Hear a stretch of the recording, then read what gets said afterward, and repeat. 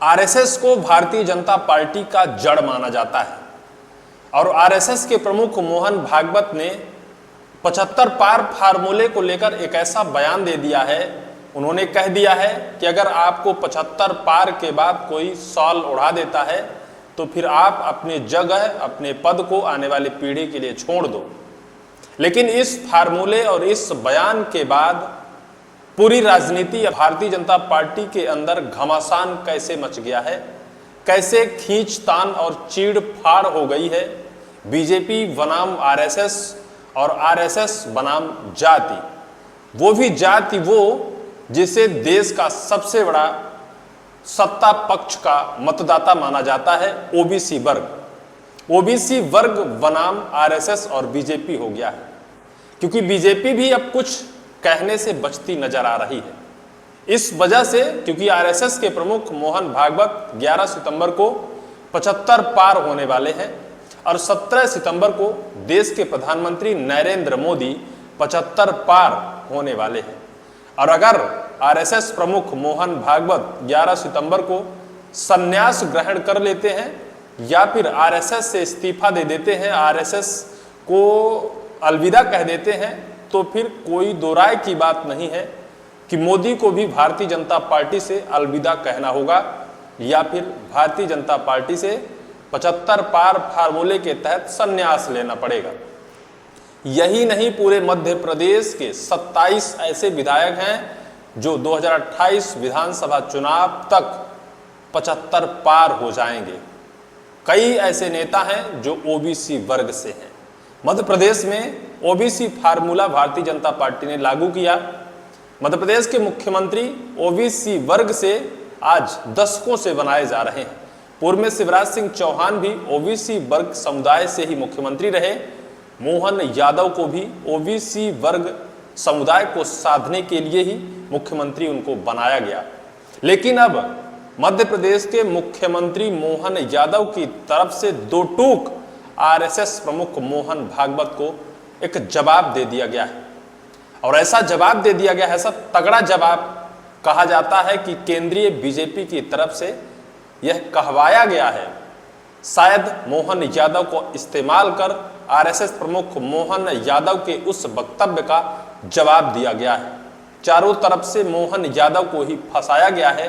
आखिर पूरी खबर क्या है, पूरा माजरा क्या है और क्यों ऐसा मामला, क्यों ऐसा वक्त और समय आ गया कि ओबीसी वर्ग को ही आरएसएस प्रमुख के सामने रखा गया। आरएसएस प्रमुख मोहन भागवत के 75 पार फार्मूले का जवाब देते हुए ओबीसी वर्ग के मुख्यमंत्री का इस्तेमाल आखिर क्यों किया गया, इस पूरी खबर को आपको विस्तार से सुननी चाहिए। दरअसल बीते 9 जुलाई को आरएसएस प्रमुख मोहन भागवत एक मंच, एक किताब का विमोचन के टाइम पर उन्होंने उस किताब की कहानी कहते कहते ये कह दिया था कि 75 पार के बाद जब कोई सॉल उड़ाता है तो फिर हमें समझ जाना चाहिए कि हमारा समय हो गया, हमें यह पद छोड़ देना चाहिए, स्वतः ही छोड़ देना चाहिए। लेकिन हम आपसे पूछते हैं कि क्या मध्य प्रदेश सहित पूरे देश में ऐसा कोई नेता होगा जो स्वतः ही कह दे कि भैया मैं 75 पार हो गया, मैं बुढ़ा हो गया, अब मैं यह कार्यकाल छोड़ना चाहता हूं, मुझे अब शायद भक्ति भाव और संन्यास लेना चाहिए। ऐसा कोई नहीं है, क्योंकि हमने बीते दिनों एक खबर दिखाई थी जिसमें मध्य प्रदेश के एक 75 पार नेता ने कह दिया था कि भैया अभी तो मैं फिट हूं, अभी भी मैं 200 लोगों से ज्यादा जनसंपर्क कर रहा हूं। कौन कहता है कि मैं बुढ़ा हो गया, कौन कहता है कि मैं कुछ नहीं कर सकता। अभी मैं फिट हूं, अभी मैं दौड़ सकता हूं, अभी भी मैं कई लोगों से मुलाकात करता हूं, जनसंपर्क करता हूं, लगातार मेहनत करता हूं। कहाँ मैं बुढ़ा हो गया, कहाँ मैं 75 पार, ये सब फार्मूले बकवास की बातें हैं। यानी जो भारतीय जनता पार्टी के अंदर ऐसी कौन सी जड़ी बूटी है जिसको खाने के बाद मध्य प्रदेश सहित पूरे देश के भारतीय जनता पार्टी के नेता 75 पार होने के बाद भी 75 पार नहीं लगते हैं। ऐसा क्यों है? क्योंकि जब इस बात की चर्चा मोदी जी के सामने भी कर दी जाती है तो मोदी जी भी एक बार सकपका जाते हैं कि भैया हमारे बाल पक जाने से हमें आप 75 पार कह रहे हो, हम 75 पार भले हो गए हो लेकिन अभी हम फिट हैं, अभी हम कितने देशों की यात्रा, कितना काम रात में 1 घंटे 2 घंटे सोना, रातों दिन हम काम कर रहे हैं, मेहनत कर रहे हैं, देश को तरक्की और ऊंचाई की तरफ ले जा रहे हैं। आप हमें कहते हो कि वृद्ध हो गए, 75 पार हो गए। 75 पार फार्मूला आप मेरे ऊपर लागू मत करो, क्योंकि भैया मैं तो अच्छी खासी जड़ी बूटी खाकर और तंदुरुस्त हूँ, फिट हूँ, इस वजह से मैं काम कर सकता हूँ। शायद ऐसे मोदी के वक्तव्य होंगे।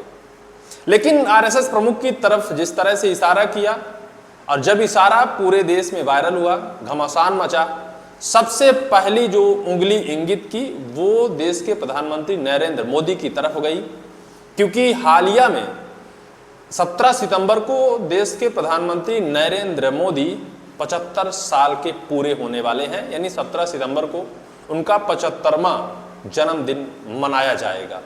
11 सितंबर को आरएसएस प्रमुख मोहन भागवत का 75वां जन्मदिन मनाया जाएगा। लेकिन अब बात यहां अटक कर आ जाती है कि आरएसएस प्रमुख ने किसकी तरफ इशारा किया है, यह फार्मूला क्यों लागू करना चाहते हैं। बीजेपी ने इस फार्मूले को अपने समय समय पर फायदे और नुकसान के तर्ज पर इस्तेमाल किया है, चाहे लोकसभा चुनाव 2014 का हो, चाहे 2016 में कई नेताओं की छुट्टी करने की बात हो, विधानसभा चुनाव मध्य प्रदेश का 2018 हो। हालांकि 2023 में कुछ नेताओं को इस फार्मूले से बाहर रखा गया और उनकी किस्मत ने उनका साथ दिया, क्योंकि 2023 में मध्य प्रदेश में डगमगाती भारतीय जनता पार्टी की नैया केंद्रीय आला कमान मध्य प्रदेश की सत्ता को साधने के लिए उस फार्मूले को दरकिनार किया और कई नेताओं को मैदान में उतार दिया। लेकिन अब यह सुगबुगाहट तेज हो गई है कि 2028 विधानसभा चुनाव जो मध्य प्रदेश का होने वाला है, उससे पहले लगभग 27 ऐसे विधायक होंगे जो इस फार्मूले के दायरे में आएंगे और उनकी छुट्टी होगी, वो इस फार्मूले से बाहर हो जाएंगे, या फिर उनको अगर इस फार्मूले को लागू किया जाता है तो विधायकी उनको छोड़नी होगी। लेकिन अब असल वजह क्या है, मोहन यादव किस तरह से इशारा कर दिया है कि मोहन भागवत जी, अगर आपको ज़्यादा टेंशन है, ज़्यादा चिंता है, तो फिर आप अपने आरएसएस को संभालिए, बीजेपी की तरफ ध्यान ना दीजिए। यानी बीजेपी बनाम आरएसएस दोनों अलग अलग हो जाएंगे, या फिर बीजेपी बनाम जाति जो ओबीसी वर्ग का है। मध्य प्रदेश के मुख्यमंत्री मोहन यादव और मोहन यादव के सबसे करीबी भारतीय जनता पार्टी के वरिष्ठ नेता रामकृष्ण कुसमारिया, ये वर्तमान में अध्यक्ष हैं राज्य पिछड़ा वर्ग आयोग के मध्य प्रदेश के। इन्होंने दो टूक कह दिया है कि क्या जो 75 पार हो जाएगा उसे आप कचड़े के डिब्बे में डाल देंगे।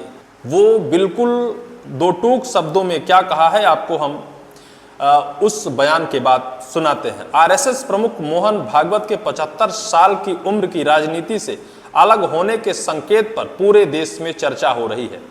मध्य प्रदेश पिछड़ा वर्ग आयोग के अध्यक्ष रामकृष्ण कुसमारिया ने इस बयान पर कड़ी प्रतिक्रिया दी है। उन्होंने कहा कि बुजुर्ग को साथ लेकर चलने से काम बेहतर होता है। उन्होंने सवाल किया कि क्या माता पिता को कचरे में डाल दिया जाएगा।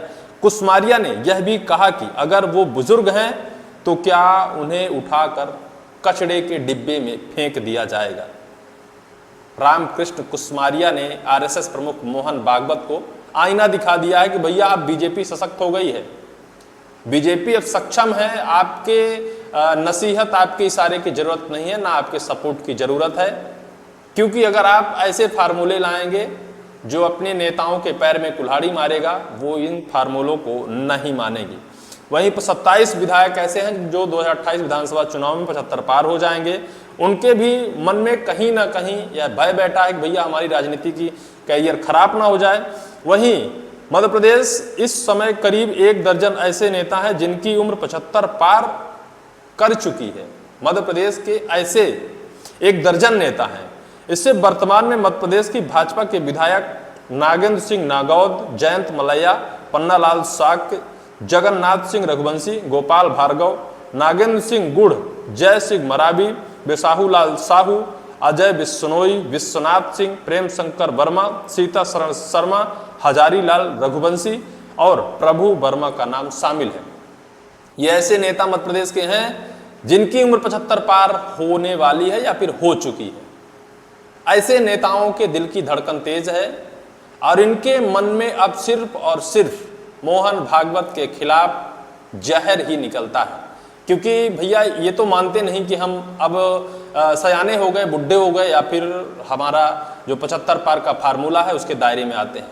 ये तो कहते हैं भैया अभी मैं फिट हूँ, देख लो, तंदुरुस्त हूँ, काम कर सकता हूँ, जो काम कहो दौड़ सकता हूँ, लोगों से मिलता हूँ, बीजेपी में काम कर रहा हूँ, बचपन से मैंने साथ दिया बीजेपी का। आज बीजेपी ने हमें बुढ़ा करार देकर साइड कर रही है। भैया मैं बुढ़ा नहीं हुआ हूँ, लेकिन अब बीजेपी, आरएसएस और जात के बीच में संघर्ष छिड़ गई है। मोहन यादव मुख्यमंत्री के जो करीबी हैं, जिनका नाम रामकृष्ण कुसमारिया है, उनसे बीजेपी ने इस्तेमाल कर और मोहन भागवत के उस बयान पर पलटवार करवा दिया है। और उस पलटवार के बाद पूरी राजनीतिक में घमासान मच गया है कि क्या बीजेपी और आरएसएस अलग अलग हो जाएंगे, अलग थलग इनका पूरा कार्यक्रम होगा, अलग थलग इनकी पूरी राजनीतिक सियासत होगी। लेकिन एक बात यह भी है कि बीजेपी की नींव और जड़ आरएसएस ही है। आरएसएस से निकलकर बीजेपी का जन्म हुआ। तो क्या जिस तरह से 75 पार फार्मूले को लगाकर बीजेपी के नेताओं को संन्यास दिलाया जाएगा, उसी तरह बीजेपी अपने जन्म देने वाली आरएसएस को भी संन्यास दिलाएगी। अब ये तो वक्त ही बताएगा। लेकिन इस पूरी वीडियो को लेकर आपकी क्या राय है, कमेंट सेक्शन पर जरूर लिखें। अगर हमारे चैनल पर नए हैं तो चैनल को सब्सक्राइब करना ना भूलिएगा।